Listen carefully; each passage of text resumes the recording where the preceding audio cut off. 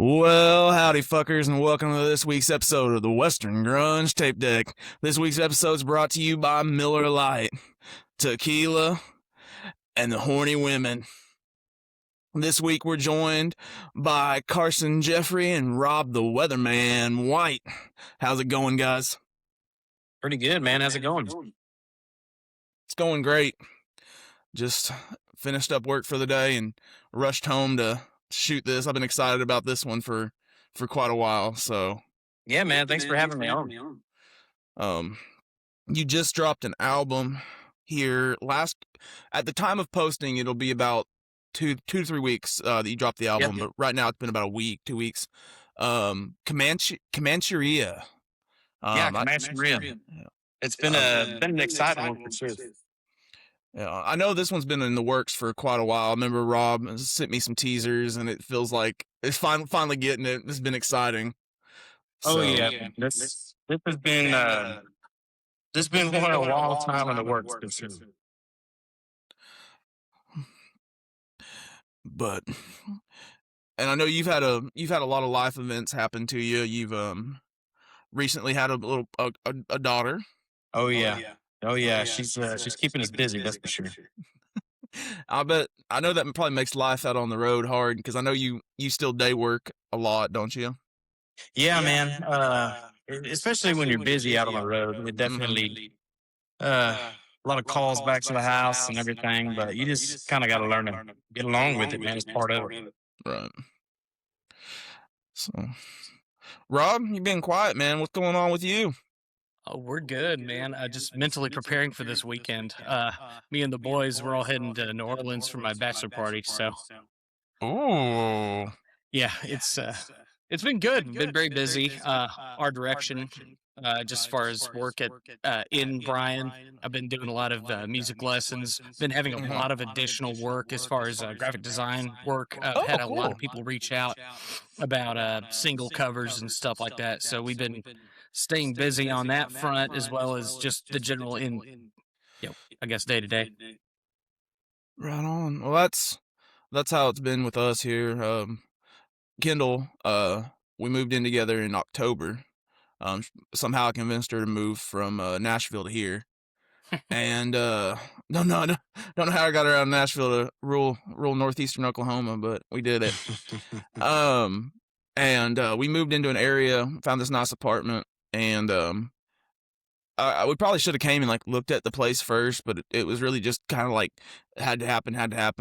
We got a crack house on each side of us. And so we've had some entertaining nights for sure, and tax season came around, and Kyndal had already been looking at houses, and she was like, I can't do this anymore. I can't do living next to the crack houses anymore. So we are in the process of buying a home. So it has been a busy time, but congratulations, man. We just signed on our builder loan. Also, we're starting to build a house this next week. So awesome, man. Awesome.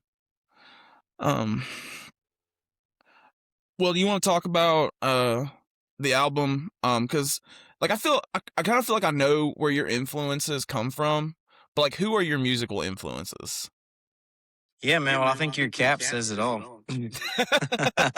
Pretty close. No, man. But I mean, seriously though, I found Cross Canadian Ragweed at a real early age. I mean, probably, I don't know, 8 years old or something. And my uncle, he burnt me off every CD that they had put out up till that point. From whenever I was 8 years old, he gave me them all, and I would listen to those things, man. I'd wear them out, and and I had a couple of ZZ Top CDs, and I wore them suckers out too. And then after them, junior high and high school and stuff, I started getting more into the Red Dirt stuff. Ryan Bingham was early on, kind of right before I hit the Red Dirt stuff, and then moved on to, the typical stuff that everybody else started listening to, the Randy Rodgers, Wade Bowen, all those awesome Jason Bowl and stuff like that. And then in high school and college, I listened to a lot of William Clark Green, and man, I went to so many of his concerts, it's not even funny. And just kind of branched off from there, and right after that, found my own stuff. So That's funny you bring up William Clark Green because I got to see him. It's only the second time I ever got to see him, but he was doing the 10-year anniversary tour of hmm Ringling Road, and Ringling Road's Yeah. probably my favorite album of all time. Like I think oh back, I yeah, found that when I was like 16 years old. yep, And Banger. first up, I was like, it's crazy. It's been like 10 years. It doesn't feel like it's been that long. yeah, But I took Kyndal to it, and she'd never seen William Clark Green, never really heard of William Clark Green. hmm And I think that was probably one of her favorite shows we've been to in the past year. yeah. Just and then he the same day that you put out Comancheria, he put out He did. Waterston Hall. Yep, yep. And that was a damn solid album as well too. That was a good day of listening. You got both those albums, put them on back to back. It was good. Yeah, me and Rob, we threw it on up the front of the van up there on the way to Stephenville that day, and yeah, it's a great record. Great record. Not to talk too much about William Clark Green, but I haven't got a chance to talk about it yet. But Where the Wild Things Are, I know I think he released it as a single. Yeah. But I've gotten really bad about listening to the singles. Like I kind of just wait for an album to come out because I burnt myself out on the Whiskey Myers stuff that they were releasing because it was so spaced out. Like when Midnight Woman came out, I probably listened to it like a dozen times. Like it just kept listening to it, and then like when it came out on the album, I was like, I can skip this. I don't care about it anymore. So I've been trying not to do that anymore. But Where the Wild Things Are, man, it hit me really hard when I heard it for the first time listening to the album, and I was like, damn, William Clark Green can write a fucking song, like Jesus. Oh yeah. So Yep. He's pretty good at it. He's perfected it. of course, I know you released Rope the Moon Yeah. as a single before, but I hadn't listened to it in a while, and then when it came on the album, when I was listening to the album, it reminded me like damn, that's just a good dancing song. Like it really just makes me want to like spin Kyndal around the dance floor or something. We don't have any like where to go dancing really here anymore. We don't go to Tulsa, so we don't get to do a whole lot of that. So Right. we try to turn our living room into a dance hall. It doesn't always work out well for us, but we try. Yes, sir. Yeah, no, man, that was a fun tune. That was we put it out a while back, and then but yeah, man, I think it fits really well in the album. It does. Yeah. We have some funny stories about that particular recording session. Oh yeah. You want So me you to tell it, wanna Rob, or you want to go Yeah, ahead? by all means, tell the story. It's pretty great. Yeah, man, we were so we went in for pre-production the night before we were supposed to record Rope the Moon, and at this little spot there in Austin, and David Beck is our producer. He was producer on all this album here, and we went in and he's like, man, I got some bad news. He's like, you know Drake, right? I'm like, you mean like the rapper? He's like, yeah, Drake. I was like, yeah, I know Drake.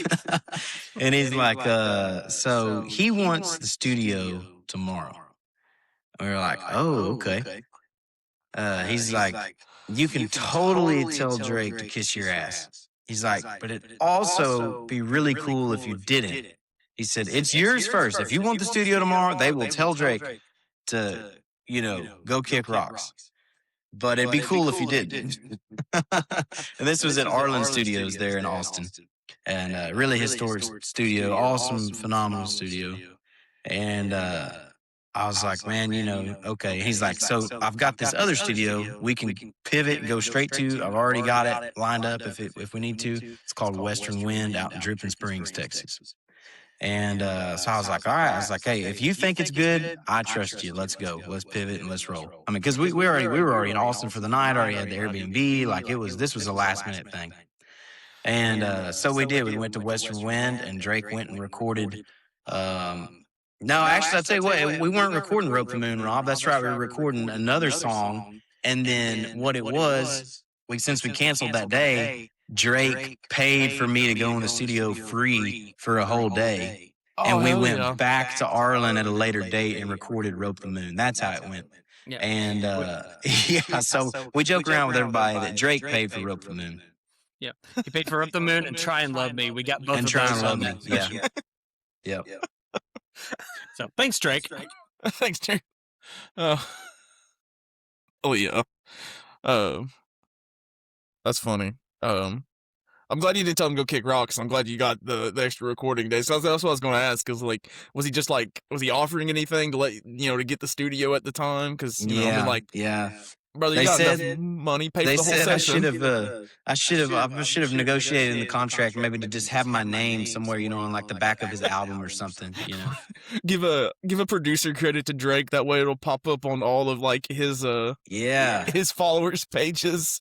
That's what we should have done. Rope the Moon featuring Drake. There we go.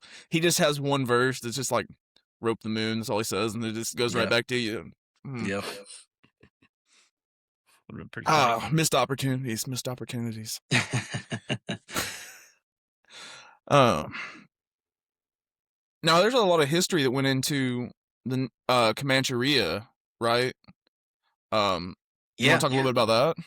Yeah, for sure, man. So I started reading a book called Empire of the Summer Moon. And if anybody has not read it, I highly suggest reading it. It's a crazy, just tells a lot of the Texas history that we've never heard of in school, for sure. It's all about the Comanche Empire from the early 1700s, I mean, even late 1600s, from where they came from up till, when they went onto the reservations there. But Comancheria was just like 250,000 square miles of, western Texas, eastern New Mexico, southern Colorado and Kansas.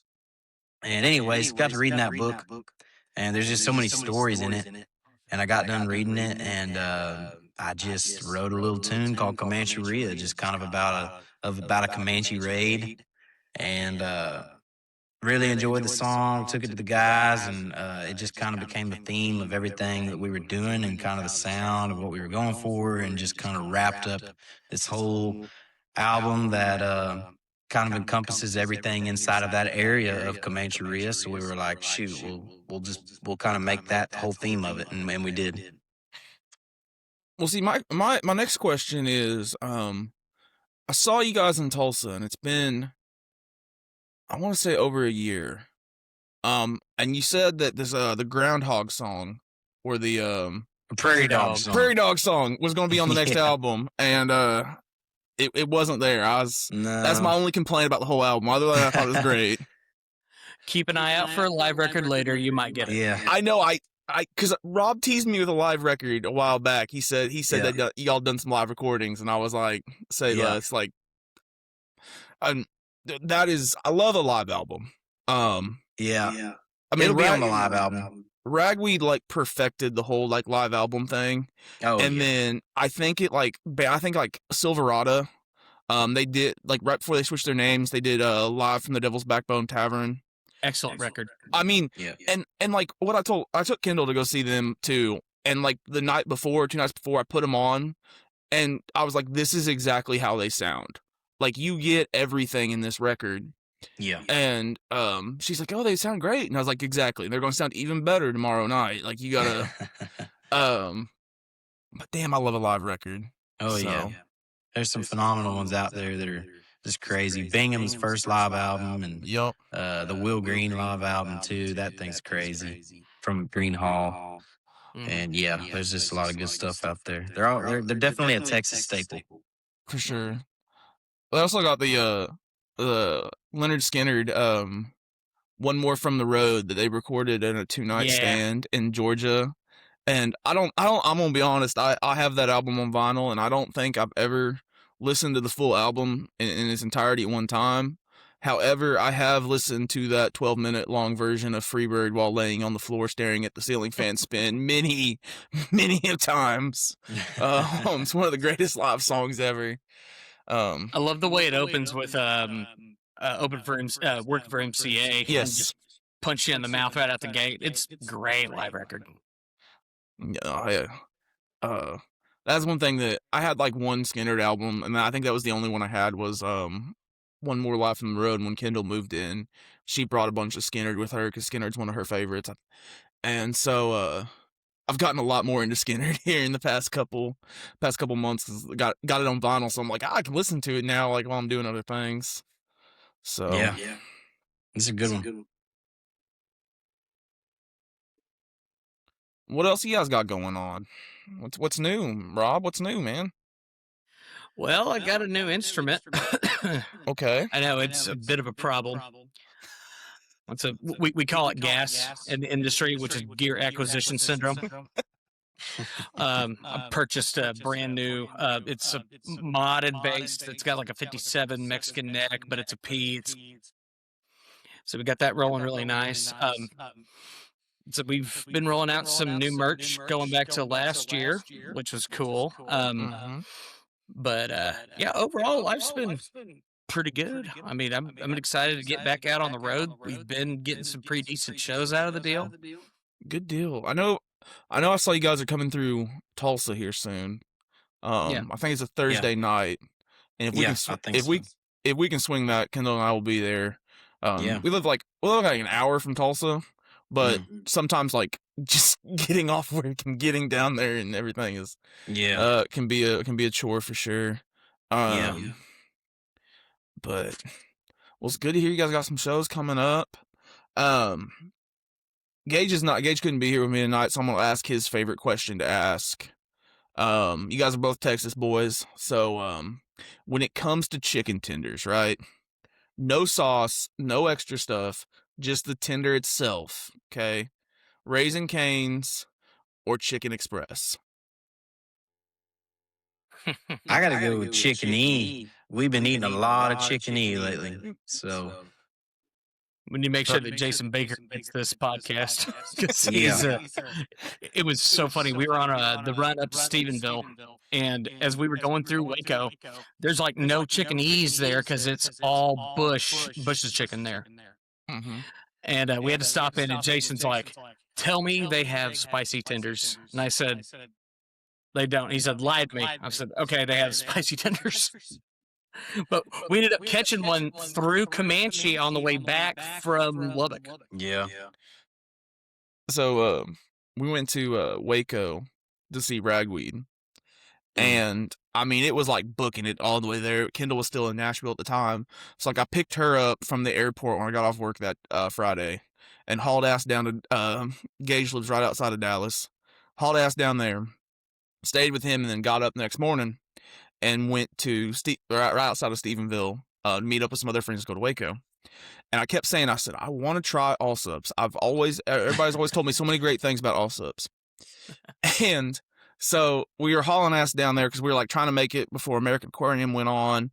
And like we're running into the stadium. We're running past people trying to get in. Looks like we can hear BJ Barnum start singing.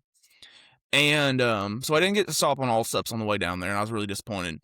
But on the way home, like that night, we pull into this gas station that has an Allsups. I'm so excited. I'm like, hell yeah, I got enough beer in me right now. These burritos are about to be amazing. They were closed, and so I haven't got to try Allsups burritos. So man. when I and Allsups closed, it was closed. Weird. Yeah. But granted, we got out there like 2:00 in the morning, so it was like 3:00 in the morning when we were rolling through this gas station. I don't know, man. That's the light that never turns off, you know? Oh, man. They always keep the light on. So we're going down to Texas June 6th to see Race Ricketts play. And I was like, Race is a big Allsups guy. He came on the podcast and like ranted about how much he loves Allsups for like 20 minutes one time. So I was like, Race, my first Allsups burrito is going to be with you when I come down there on that trip. So I'm going to finally mark that one off my list. They're good. They're good. But I'll never pass one up. Yeah. And they keep expanding east, and we're starting to see them in southern Oklahoma and all over Texas now. They're just growing. I'll tell you another gas station that's been expanding. It's freaking Casey's. Yes. They're all over in Texas now. They're like literally 20 minutes away from my house. Yeah. See, I grew up, like, Casey's was here when I grew up, and I never realized it was a regional thing until I left to go to college, and they didn't have a Casey's. And they're like, yeah, this is kind of like the line work. And the same thing with Brahms. Like, never realized Brahms was a regional thing, and I moved to Manhattan, and Manhattan didn't have a Brahms. Like, the closest Brahms was a 45-minute drive. So, you know why they do that, right? Because it's yeah. So they want to have it fresh enough that they can hit all the spots from OKC. Right. But I'd come home. I remember I came home one time and It was about like I was rolling into town about like 5:30, 6 o'clock, and my mom called and she's like, "Hey, I'm gonna cook dinner," and I was like, "Mom, I love your cooking. Believe me, I would love a home cooked meal right now. But right now, there's nothing more in the world than I want than a double cheeseburger from Brahms. So that's where I'm heading." But that's our Friday thing, man. We go to Brahms every Friday on lunch because it's like the bank that I bank at, and I get my paycheck every Friday, take it to the bank, and then I would just always go over to Brahms after I got paid. And so that's Kyndal's favorite thing since she moved out here is to go get a burger at Brahms and a shake. I'm lactose intolerant. I can't handle those shakes. So You're making me hungry, man. I'm I about ready know for supper. we as much as we talk about music, this is also a food podcast because you guys are out on the road so much. So you live off fast food, gas station food. So Yeah, it's it's a good time to talk about. but it is what it is, I guess. And here recently, we started season 3, and we tried to rebrand ourselves as an educational podcast because we had Uncle Lucius on, and their guitar player, man, he just hijacked the whole podcast, started doing math, explaining things, and he's like, "This is an educational show now." All right, man. I love those guys. They're the right kind of weird, if that makes any sense. Yeah, they got some Your killer thing. music too. They do. It was really cool to hear, like, because like they went away for a little while, Yeah, and they were talking to us about it, and they're like, "Yeah, we never planned on coming back. Like, we were still friends and everything. Like, we didn't end on bad terms. yeah, Like, it was just like it ran its course. We're good to go. We got other things to do." And he said, yeah. Yellowstone came out, and they used Yeah. I'm blanking on the name of the song, but Keep the wolves away, I think, wouldn't it? keep the wolves away. Yes. Yeah, And all of a sudden, that song went like gold, and then it went triple gold and everything. And yeah, he was telling me like we all met up just to hang out and celebrate, our first ever gold song. Well, we just still like each other, still want to make music, so that's what we did. yeah. Well, if there was ever a song that deserved for that to happen to, it's that song. I mean, what a song! Absolutely, absolutely. I'm here. Hey, babe, I know I'm late. I'm sorry. how'd the pictures of the house go? Oh, that's not great. No, it's fine. It's fine. Everything went good. Oh, okay. Well, this is Kyndal. You've heard me talk about her. Howdy, So, Kyndal. How's it going? I'm good. You see her all over social media. She is taking TikTok by storm. Oh my god. She's promo botting for Wyatt Flores right now. She's taking applications, I guess. I just saw that right before we hopped on. So, whatever's There you going go. on there. Very cool. So, well, Did I interrupt a discussion? no, we were just talking about Uncle Lucius. Mm. No. They We're were talking about great. Allsup's burritos, more importantly, though. Yeah, more importantly, I've never had that. because What is Allsup's? it's that gas station that we stopped at on the way home from Waco that was closed, and I was so devastated That because it was was a closed. horrible. Yeah, no, I don't. I was fiending for food. I know we I never wanted did. Taco Bell so bad. We never did get food that night. We kept like saying we were gonna stop, and we never did stop. So we didn't get to eat until like the next day. Yeah, that was sad. Been there. Yes, we what have. does Allsup's have that's good? The burritos are what sells it. Yeah. Like what kind of like breakfast Mm, or I wouldn't lunch? recommend the Allsup's breakfast unless you're leaving Lubbock at 5:30 in the morning and you get to what's that little town down there, Rob? Slayton. Slayton. Unless you're leaving then and you need a breakfast in Slayton at about 5:45 and you get it there. Well, other than that, I wouldn't get the breakfast. Now the burritos, they're good. Well, They I got meant the like a breakfast burrito. Is it like a lunch burrito? Yeah, it's like So- It's a fried burrito. Like It's the got rollers, some- them things on the rollers? Taquito? no, it's a little bit shorter and a little fatter. It's Okay. Short, fat. it's got they got bean. What do they got? They got the bean and beef, and they got the Mhm. green chili, green hatch chili. I think And hatch green chili. That sounds like a taquito. It's pretty good though. Well, see. I don't know much about Texas. I've only been to Texas, once or twice? Once. Twice. 'Kay. Went for There's a Thanksgiving. couple of Oh, yeah. images for you there. There you That- go. The chimney. You know what? That kind of looks like an egg roll. It does. Similar, it yes. resembles one a little. It's more or less the internal contents. It's good. Looks like dog food. Yum. A little bit. Yeah, that's exactly what it is. I mean, we've been discussing the important topics: also burritos, Brahms. Why is it chicken always strips. about food? I don't know. It's Why just, do we always talk about food? well, we already It's talked so about common on the road. That's what one thing that drives us. Yeah. Right. Yeah, but I don't know much about Texas, and y'all are, I'm guessing, Texas based. Yeah. Oh yeah. Yes, ma'am. So, give me a rundown about Texas. Shit. Like, give me just the How much top. time you got on this podcast? Well, not all. I don't care about the unimportant things. Like, give me the top important things about Texas. The Alamo. That's all you need to know. You should It's have heard number the one. amount of times that was referenced when we were in Waco. Oh my god. So we got there that night and we're sitting there and we're all kind of like standing around drinking, listening to music because we haven't seen each other in quite a while, And Gage goes, "Hey, everybody, I need you to bow your heads for a moment of silence." And everybody kind of just stops and looks at him, and we're all like, "What's he doing?" And then after like probably about 10 seconds, he goes, "All right, thank you for remembering the Alamo." Yeah. Like, I was like, "That's genius. That was genius." Yeah, Comancheria, the new album, it actually dropped on the anniversary of the fall of the Alamo, so that was kind of cool. Well, that's perfect. Oh my Yeah. goodness. Well, see, I'm from Tennessee, so I'm new to these central states, and I don't know much. I'm gonna be honest. It's very different. So it's important to note that Tennessee has a special connection to Texas because of the Texas Revolution and the Alamo. So many Tennessee volunteers. That's why we're the volunteer state. Yep. Exactly, because they volunteered to come help out. That's right. So Other than that, Tennessee is not very not a great place, I will say. I mean, there's good parts, like, the mountains, but living in Nashville, kind of a hellhole. I believe it. We try and stay out of there as much as we can. I'm not gonna lie to you. I was born and raised in Nashville, and it's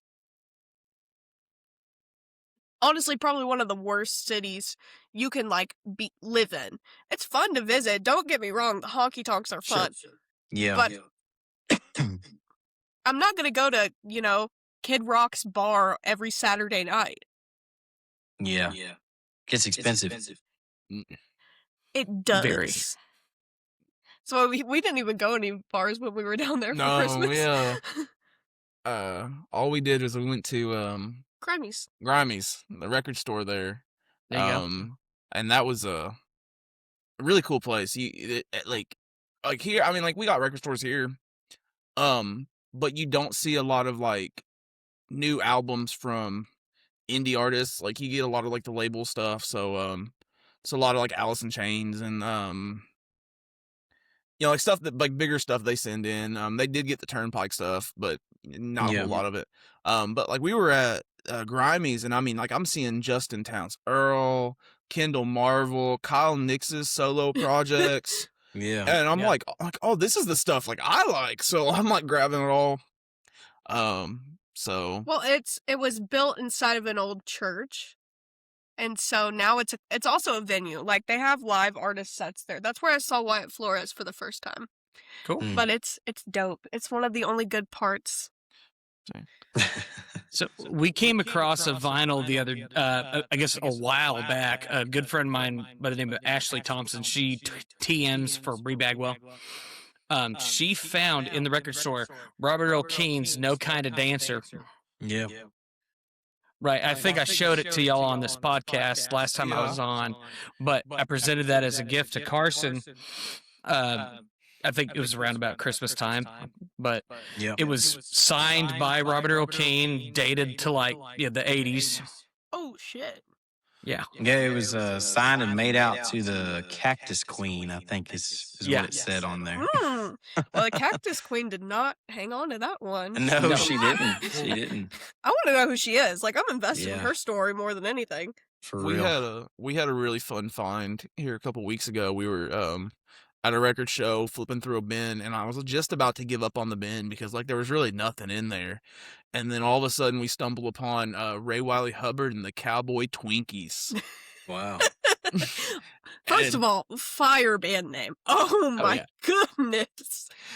And so being there's Ray Wiley Hubbard, I had to have it, and bought it. And on the way home, I wanted to, I have it physically, but I can't wait to get it home and listen to it. And it's not available on streaming, like it's nowhere. So that I've was never really heard of cool. that. That was really cool to I try to pick stuff like that up because like some of the Departed stuff, especially the earlier stuff like This Is Indian Land and Adventus isn't on streaming anymore. Lost Media. So it's cool to have those. It feels like a flex on other people when I can be like, oh yeah, I'm listening to This Is Indian Land. What are you listening to? Well, you've never heard of this. You're right. Yeah. I hate those type of people though. Can we talk? Can we talk about how annoying those type of people are? Oh my god! The gatekeepers, huh? Literally, they'll be like, "Well, do you know what color hair his mom had in 1987?" No. Why would I know that? I came across a vinyl that I finally was able to snag. It was Whiskey Myers' Road of Life, their first record. And it was one of the gold filtered on the actual sleeve. And that was a band early on for me, talking about influences. Whiskey Myers was one of the first bands I saw in College Station. And this was right after Firewater and Road of Life. That was all that was out. So you had the long-haired hippie boys from East Texas just ripping. And they were terrible and awesome at the same time. That's the best combo ever. That's I remember seeing them. They played actually it was the same place I saw y'all for the first time, Cavalcade in Pahuska. We went to Cavalcade one year and they're gonna be there, and they rolled in, and I have never seen a band so drunk before, but at the same time so fucking good.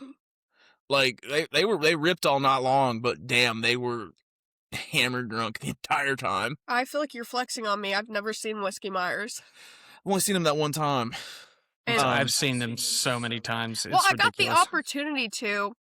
One of my coworkers knew the drummer for the Drop Tines, the Irish one, because she was from Ireland too, and she knew him, and she was like, "Oh, I have tickets backstage for Whiskey Myers and the Drop Tines." I was already on a double. Things like that is why I wish I was unemployed. Because that also happened to me when Tyler Childers did a pop-up in Nashville. Missed that too. Dang it. So employment's not fun. I think we should all be able to be unemployed if we want to. Yeah. It'd be a hell of a deal. Sorry. Music-wise, what have y'all talked about music-wise? Because I don't want to ask questions that Tracer's already asked. We talked a little bit about the album, Rope the Moon, and that's been about it. Okay, so what would be you guys' biggest influences, like, when it comes to Texas country? Ragweed for sure, yeah, and then Bingham, I don't know if you classify him as Texas country, but he was definitely one of my early ones, yeah. That's an early for me. Definitely, as I mentioned, Whiskey Myers is in that list. They were a big influence. Eli Young Band, especially like around about 06. Crazy shout. Hold on. That Level album was real big for me. But yeah, William Clark Green around about Rose Queen and Ringling Road, without a doubt, were probably two of the most influential records for me early. I have just dipped my toe into the Texas country waters. Okay? So, I'm not like, I just discovered Red Dirt probably, 2 years ago now. So I hadn't gotten too niche yet. I was just mainly in Oklahoma. Well, Tracer wants me to go with him to William Clark Green Ringling Road. 10-year anniversary at Canes. And I was like, I don't really know any of his songs. I only know like a few. Well, I went and it was the best concert I'd seen that year. Oh yeah. It was crazy good. And that was such a fun one. It was just so fun. And I was like, you know what? Texas country and Red Dirt might be the same thing. There's an argument to be had. And everybody's like, oh, but it's regional. It depends. It's only from Oklahoma, only from Stillwater. And I'm like, well, if you're saying that, you have to say All American Rejects are a Red Dirt band too. Right. And they get mad at me when I say that. I had a tweet about that the other day because I got frustrated at people like trying to label stuff. And I was like, if you're from the state of Oklahoma, you're automatically a Red Dirt band. It doesn't matter. From now on, you're a Red Dirt band. And so I had like metal bands commenting, and they're like, "Are we Red Dirt?" I'm like, "Are you from Oklahoma? Then yes. I mean, we're gonna label anything that comes from Oklahoma Red Dirt." I'll make an addendum. You guys are shred dirt at that point. Yes. See, but Gotta I throw got that plug in there. I gotta throw I that had to plug do in. it. I got into an argument because I said that the country of Ireland is also Red Dirt.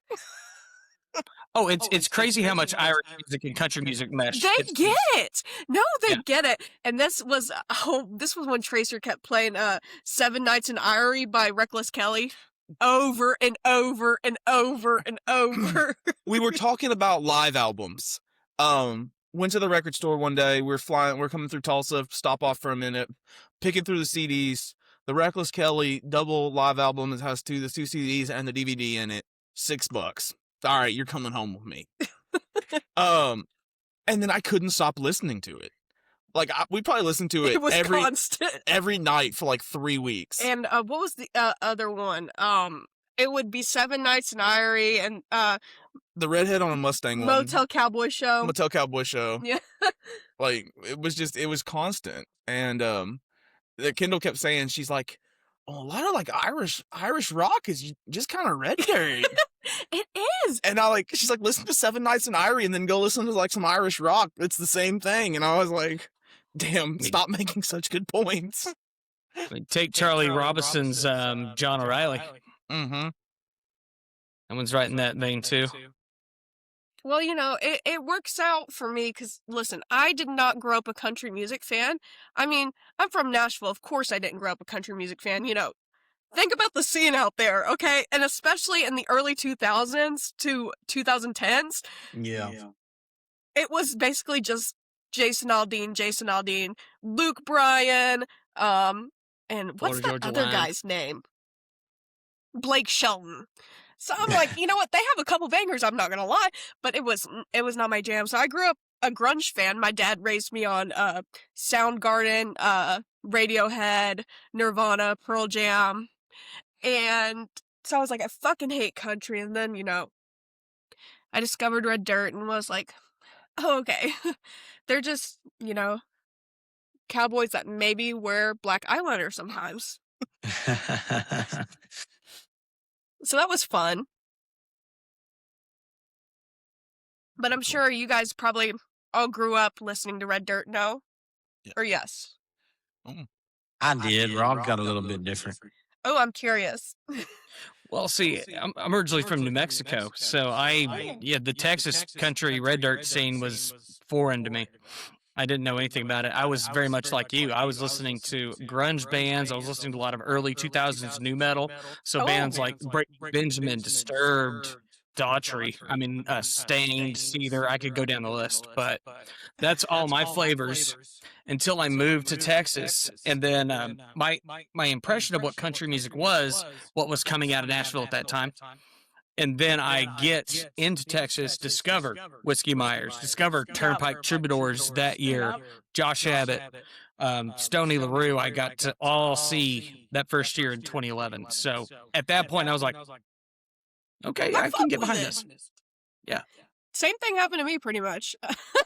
Except for it took me a hot ass minute. And I think what broke it for me was I went to college in southeastern Kentucky, so it was more Appalachian out there, and so everybody out there's listening to Appalachian shit, and I'm like, hey, you know what? I fuck with this, like Sierra Farrell, Tyler Childers, all them good folks, and I was like, yeah, this is really good. So I started to get into that alternative subgenre of country. Then I discovered, I think it was December, I listened to Whiskey Myers self-titled for the first time, and December 24. Oh my God. Yeah. That's what did it. That's what did me in. I remember the year that album came out. I got a notification at the end of the year that I was on the top 0.01% of listeners for that album on Spotify because I just that's all I listened to for about 2 months. You know what? I was in that boat for a long time with Lana Del Rey. I Sure. love Lana Del Rey. And she was my top artist for years and years and years, 0.0001%, whatever. Then Wyatt Flores took her over. And that was painful. I mean, you can see, I have a poster of her in the background here, but like, that's my girl still. It hasn't gone up yet because we bought it and then we're buying the house. So I was like, we're not even gonna worry about hanging it up. We'll hang it up in the new place. Right. But Don't have to move twice, huh? I've moved too much in the past couple of months. I mean, when I was in Nashville, I was living out of my friend's apartment and my house. So I had to move out of 2 places. And then I moved here to bumfuck Kansas from the big city. And that's been, that's been different. I don't have a Chili's near me, so. Oh. Or, you know what? We don't have Panera, and I love Panera. Sure. Crazy shout, but Panera. And you shit on soup all the time. I don't like soup. Anyways, I'm getting way off topic. Got to be the right weather for it. I got a question for Carson. Yes, sir. What's your favorite Ragweed album? Ooh, man, that is a great question. Man, it's either Garage or Soul Gravy, but I don't know if I can pick between the two, So those are gotta be one of them. Those are definitely my top 2 as well. Soul Gravy is probably my favorite. You talk about it the most. I talk about the most, but I had it on CD and it was one of the first CDs I like when I got back into like collecting physical media. And I got this CD player that I found in a dumpster. Yeah. So I finally had a way to play the CD, and I probably listened to Soul Gravy every Friday night for the entire summer. Yeah. Just because I'd go out there, You did. fire up the grill. Like the only CD I had was Soul Gravy, so I just and I was like, this has got to be like the greatest album of all time. I'll tell you did because you got hammered. I got hammered every Friday night and just sitting out there grilling, drinking beer. That was when I was on my meat only. I was on my meat only kick back then. I wasn't eating anything but meat. Oh yeah. Yeah, that's a good time. I feel like that's a point in everybody's life. They just don't worry about vegetables anymore. Yeah, I've tried it a couple times, and then every time I try it, we get back in the van and go out on the road. So then that ends. Vegetables are good if you cook them right. Sure. Listen, and this is coming from me. I went to culinary school. I don't use my degree, but I went to culinary school. And I can cook some damn good Brussels sprouts. Yeah. Oh, yeah. I like putting them in the pan and putting a little honey on them. They turn out nice. Some fried okra. Yeah. Fried green tomatoes. Of course, it gets to the point where that's barely a vegetable anymore because I'm frying it. But you know what? You fry everything in the South. I don't care. That's been the big thing is like before we moved in together, I never ate anything fried really. Like occasionally I'd go to the restaurant and get like French fries or like maybe some chicken tenders or something like that. But like when I was at home, everything was cooked on the grill. Yeah. Like that's all I did. And so when she moved in, she started frying everything. I was like, hold up, not my stomach's not used to this just yet. I love fried catfish though. So exactly. Thank you. Back onto music though. What releases are y'all looking forward to this year? As far as for us or for others? for both. For both? Well, we just put out a new album, so we've been working on some other stuff though. So we got some singles coming out here. I'm not gonna shed too much light on those because we're still pretty secretive about them so far. But shoot, as far as other people, golly, I'm pretty bad about paying attention to other stuff. I couldn't even tell you what's coming up. Well, Ragweed has a live album coming out. Really? I haven't even heard that. They've started teasing it. Okay. Maybe I guess I did see a little teaser of them putting something out. And they put it yesterday or maybe day before yesterday or something? Yep, live and I guess I did 2 days ago. Yeah, I didn't pay attention to what it was though, but I did see they were teasing something. They've been teasing something since they came back together. I know, but still, I'm excited. Oh yeah, that's gonna be awesome. I just wonder which where it was or whatever. Have y'all got to go to the Wormy Dog? Haven't. Ooh, that's a place that would be a great place for y'all to play. Like that'd be, especially they got the dance floor there now too. Yeah. That Me would and be. Tracer will be there. We'll be dancing. Trust. Was You there? bet. They're gonna be in they're gonna be at the Vanguard here in a couple weeks. Yeah, So we gonna go. it's Thursday night. If we'll go, we'll Fuck be there. Yeah. Fuck work. Dang I'm right. I'm my own We'll boss. be living in South Coffeyville. Great. We take 5 minutes of the trip. It's 5 minutes. Like I kid you not. 10 minutes both ways. I moved I mean, we're moving like 3 miles from where we're at currently, but it's over the state line into Oklahoma. Guess who Yeah. gets a med card? Anyways, just a little closer to the promised land there. barely, and they would make fun of Tracer and be like, "You're not from Oklahoma. Don't say you're from Oklahoma." Well, now you can. Well, Yeah. I grew up out here like my whole life, and everything we went and did was in Oklahoma. Like we went to Tulsa all the time. Like we like especially in FFA. Like we spent a lot of times down in Oklahoma in Yeah. contests doing stuff down there. And then when I tried to have a rodeo career, like every rodeo I went to was in Oklahoma. Yeah. And so it just came to the point that I started saying, "Oh yeah, I'm from Oklahoma," and of course everybody wanted to correct me. She's from Kansas. I'm like, I live a mile from the line. Like I feel like I can be Right. adopted over, you know? Just annex me. Yeah, yeah. Of One little section that just says Tracer. course, that's how I ended up at Manhattan instead of Stillwater. Is I went down to OSU to enroll, and man, they go, "Well, you're gonna have to bid out of state tuition." And I was like, I thought you guys had the 8 mile rule, like where if you're like 8 miles over the line, you can get in. And they said, no, you didn't score high enough on your ACT. You got to score 28. Of course, It's okay, baby. I wasn't that bright. I didn't score that high. So No, you did what? 21? 23. Oh. Well, So I ended up in Manhattan, and of course COVID happened, so like live music died out there Yeah. for that entire time. Oh yeah. And so by the time I like now, the Hats finally opened back up. You guys have played there a couple times. Yep. I know, and I was like, I've never got the chance to go up there and see. I've seen you guys at Cavalcade the year that the storm tried to kill us and Yeah. chased me all the way home. One of 2 times that we haven't played Ranch Girl Dream. Yes, Yeah. but that Yeah. was Both times because of the storm. we I remember that night because like they came out and it was just like all of a sudden random, like you guys just left stage and they're like, "Y'all gotta go." Yeah. And so I had like an hour and a half drive home, and I'm like windows down the whole time. I'm like, I don't know what they're talking about at the Free bird. storm. And I like pull into my driveway, and all of a sudden, like the moment I pull in my driveway, just boom, and it's pouring. I was like, that storm must have chased me all the way up here. Yeah. But then I got the opportunity to see y'all at the Vanguard here a couple years ago and see a full set. So, Yeah.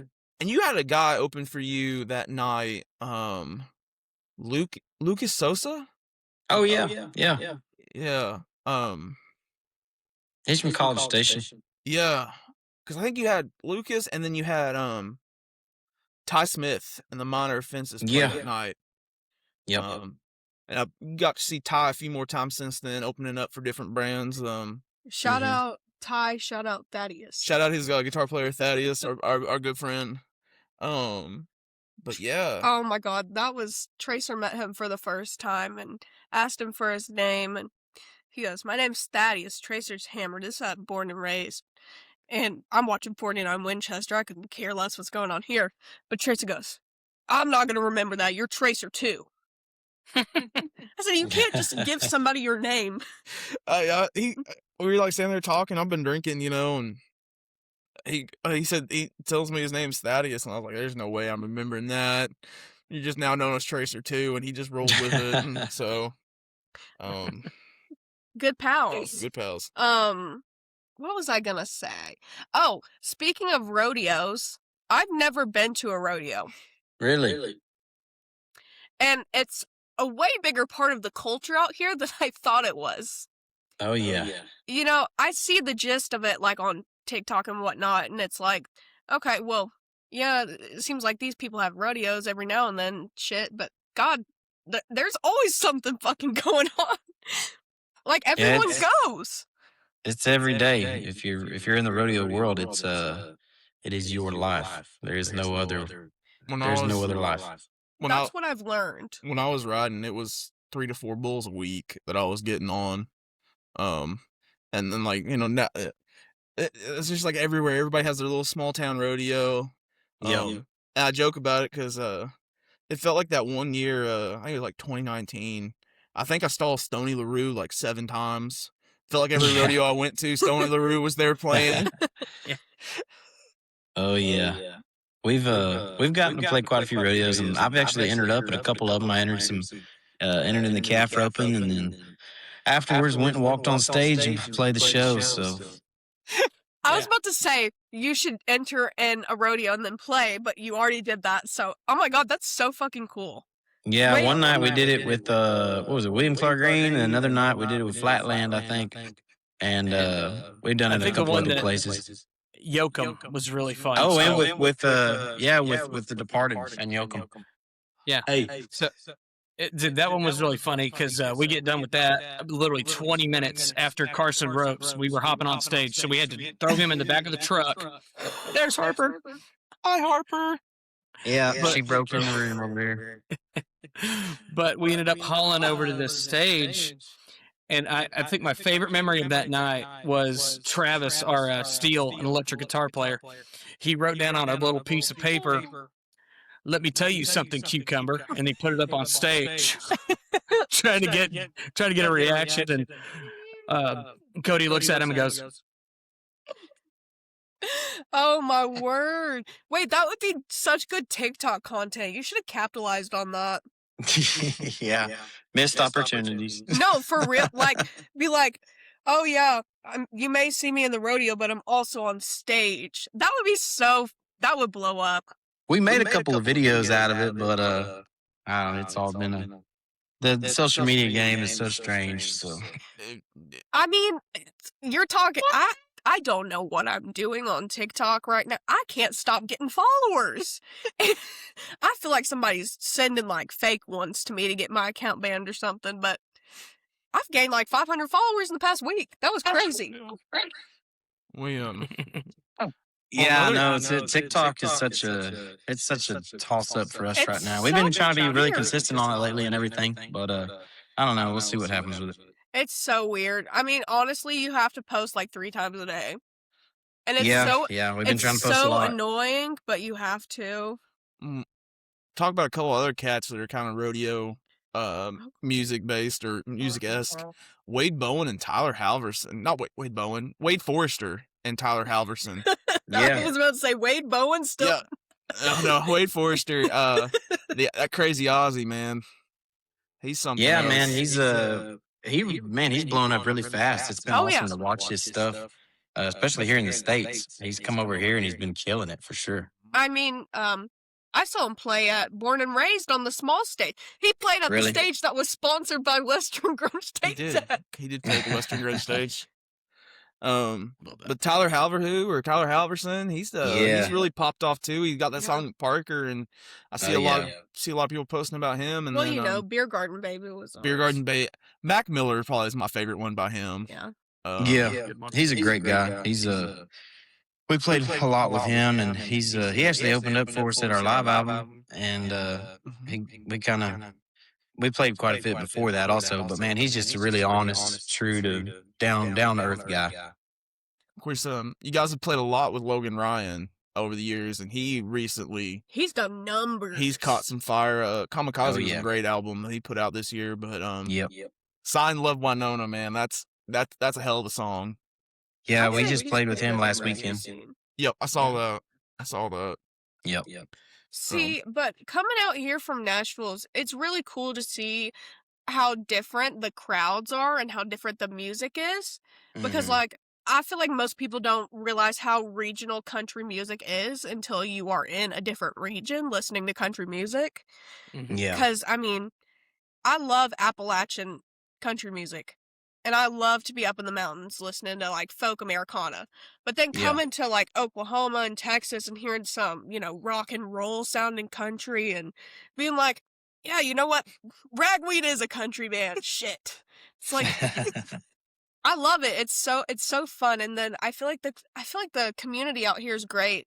Like I feel like everybody's very supportive of, both their fellow artists and of small artists, which is not something you see a lot in Nashville. Right. Yeah, you're right. It's a great community, and that's kind of what made me stick around here. Uh-huh. Well, see, it's so nice to see bands, give opportunities. I mean, I know with Carson early on, when he was getting some good push, it was Cody West who was taking us out on the road quite a bit. Yep. So we developed a really good relationship with him, and we've done the same with a lot of smaller artists. Yeah, we've been working with a kid out of Lubbock by the name of Gatlin Johnson.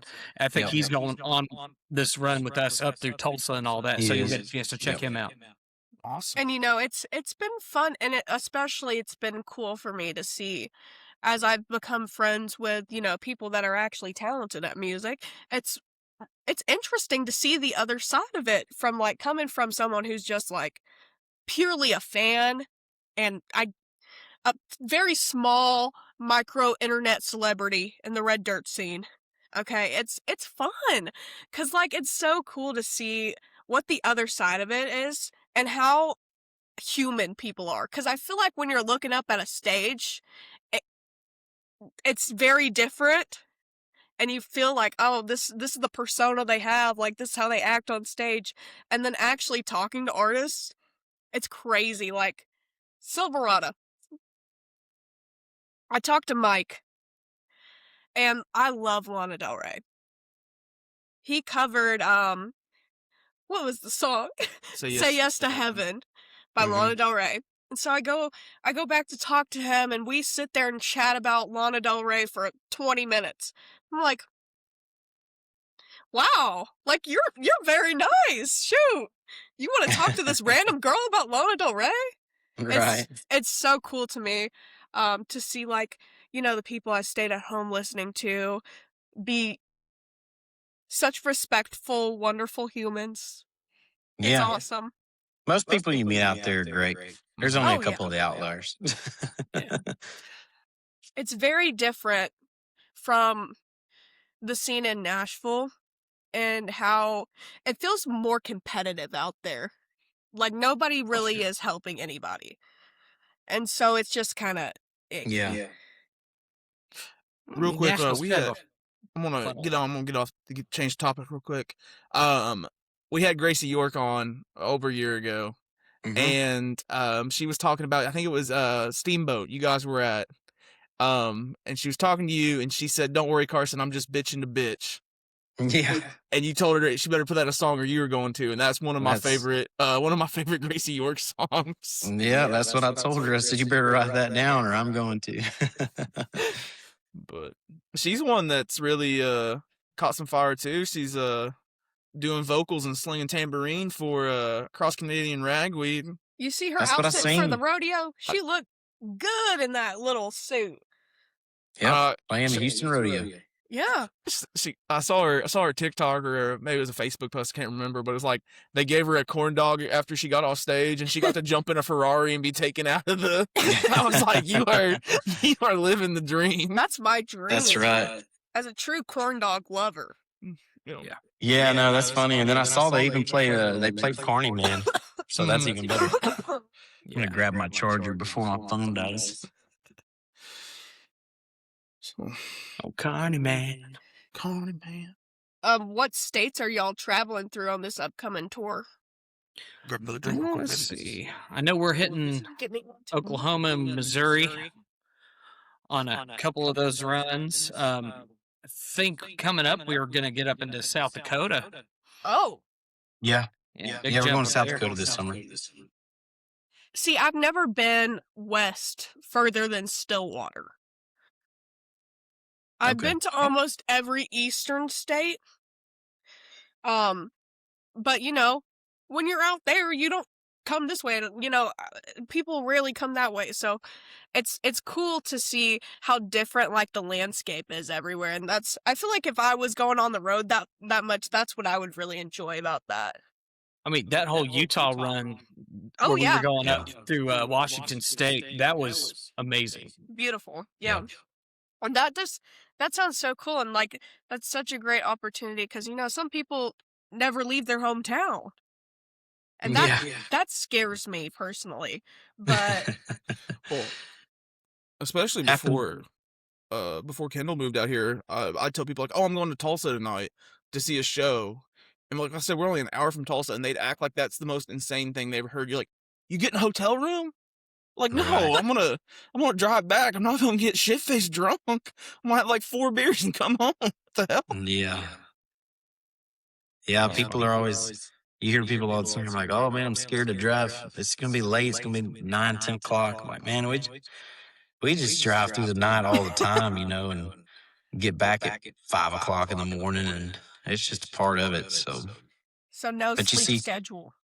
yeah, no, it's wrecked my health a little bit with no sleeping, but yeah, no, that's it's just a part of it. But you get to see a lot of awesome places, and like you said, a lot of people, they never even get the opportunity to leave their hometown, and so we're very blessed to get to go down the road and see all these faces and these places. That's cool. What's the furthest y'all have traveled for a show? I would say Probably either this summer, Rob. What was that? Was it Spokane? Spokane, Washington. Yeah, I'd say either Spokane, Washington, or maybe Bloomington, Indiana, or like the furthest we've been from Texas. Yeah, probably that direction too. So eastern state wise, y'all haven't been to like Virginia or really? No, we haven't gotten up there yet. We've had a couple opportunities come our way, but they didn't work out. But I know we've been talking a little bit, actually with Logan Ryan, maybe about getting out in the east a little bit. So hopefully that will come to light and we can do that. I will say there's definitely an audience out there. Just Oh, yeah. it's it's a select group of people, but it's very a close knit community out there when it comes to people that are red dirt Texas country fans out in the East Coast. Yeah.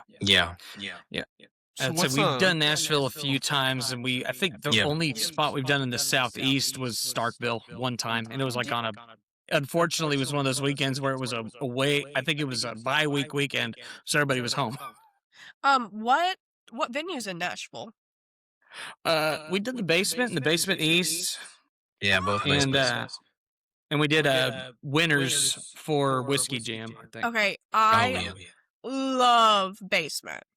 Basement and Yeah. Basement East are my two favorite venues in Nashville. I mean, I saw Caitlin Butts and Nikki Lane for $20 at Basement East with like 50 other people.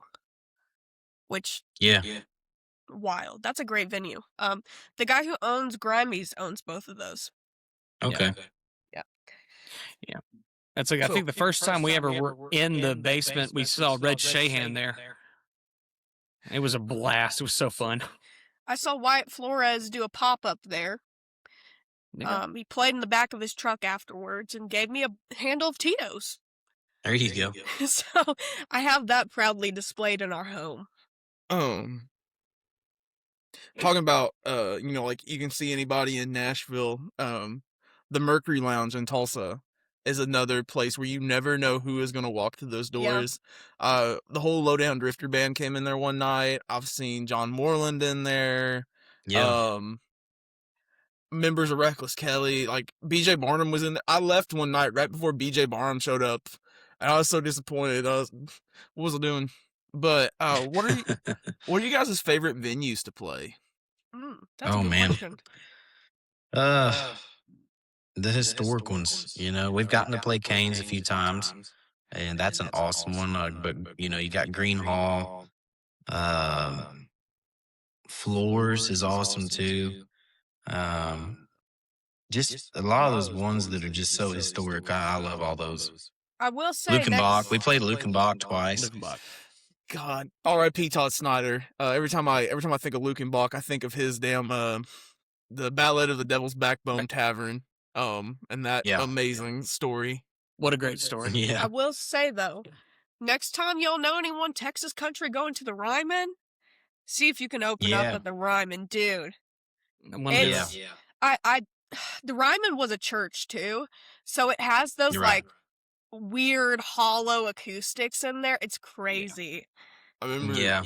Very fun place to see a concert. I'm sure it's crazy to play there, but you know.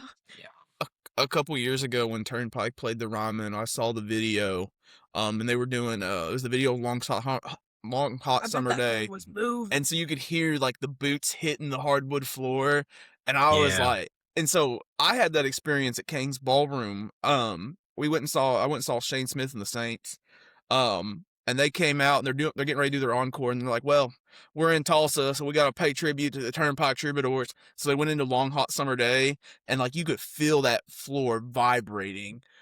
And that was the first time, like, I'd been to a lot of shows at Kane's, but I'd never felt the floor vibrate like that before, and I was blown away. I was like, Shane Smith and the Saints are legit. Turnpike's legit. Everybody, you know. I will say though, there's a difference between Kane's and the Ryman in that the Ryman is seated and it's all church pews. Right. Yeah. It's crazy. I mean, Yeah. I took a tour of it one time. I walked through it's it. sick. Haven't been to a show there. Oh, I saw Wyatt Flores, The Great Divide, and Lance Rourke. Crazy set for me to see, and that was when I was first getting into, you know, Red Dirt and all that. So that would have been November 24. And that was insane to me. That was a great one. That's awesome. I think I prefer the historic ones, but I also love amphitheaters. Have y'all played many amps? We've done a couple here and there. Trying to think. Just some smaller type ones. Nothing really too big. Just ones that they call amphitheaters, but probably really aren't amphitheaters. I will We're say, not though, talking like the Woodlands with like 17,000 people or anything like that, but but there are some It's good fun. small amphitheaters, and I'm just going to shout out Laurel Cove. I don't know. Y'all have heard of Laurel Cove? I don't think Where's so. that? Oh, dear. Listen, I got to put y'all on. Laurel Cove is a festival in the Appalachian Mountains out in eastern southern Kentucky. It's a 1,500 person festival, but they always have a great lineup, and it's super hard to get tickets to the festival. But last year I saw Caitlin Butts, Ol 60, Cassius Culpepper, the Crickers, a whole bunch of people. And they had Red Clay Strays before they blew up, but there's like this creek outside in front of the stage. And so the clip that really took them off was the Red Clay Strays playing there and people dancing in the creek. And then last year they had the Creekers fiddle player was like floating around in this On the flamingo. pink flamingo floaty playing fiddle. So Nice. we're going this year. I'm excited. That's probably my favorite amphitheater. It's a good time. Lots of great artists, and you know, a lot of artists go there just to go. Like Nolan Taylor was there last year just chilling. So it's Very cool. cool. I really enjoy that amphitheater. It's probably my favorite. Okay. Amos, get out of the light. We have an orange kitten that is very much orange. So he's been like he does laps. I don't know if you noticed, but like the table's been rocking the entire time. He'll just randomly pounce on the computer. He just does his own thing. I just kind of gotta let him, you know. Of course. It's his world. I just live in it, you know. Can't stop him. There you go. So, wow. You have Does- any fun questions, Tracer? I don't. I kind of got through all mine. I was hoping you guys got anything else you guys want to talk about, or we can just do some plugs and wrap this up. Shoot, man, we're just happy to be doing what we're doing, and we got a great group of guys right now. I keep telling them that every weekend. We played some great shows lately, and I was like, man, this is the most fun I've ever had out on the road. It's also the hardest we've ever. Just I don't know. The music business is crazy, and this has been some some trying times for sure, but man, it's just been a great group of guys to hang out with and to play music with. I'm blessed to have them behind me. And we got some, like I said, we've got some secret plans coming up here in the next several months with some singles. If I told you what the single was, my guitar player, he said he would kill me, so I can't say anything. So, All right. Yeah, he's I really will say laid the law this. down I will on say it. this. It is a cover single. It is a cover song. Y'all should cover Lana Del Rey. I actually suggest that to every single person I talk to. Yeah. Whoops. Awesome. Yeah. It's a morale around the group's pretty darn good. I Well, mean, that's important. everybody's been putting in the work. I mean, we know what we're trying to do out here, and just proud of everybody putting in their full effort every weekend. It's great to see. That is good. I feel like group chemistry contributes a lot to live performances. Oh yeah, I agree. a lot. I mean, you can tell like when a band is a bunch of buddies hanging out and when a band's not. Mm-hmm. Yeah. Like the Smoking Oaks are my favorite example of that. Like we were hanging out with them at the festival, like those four guys went everywhere together.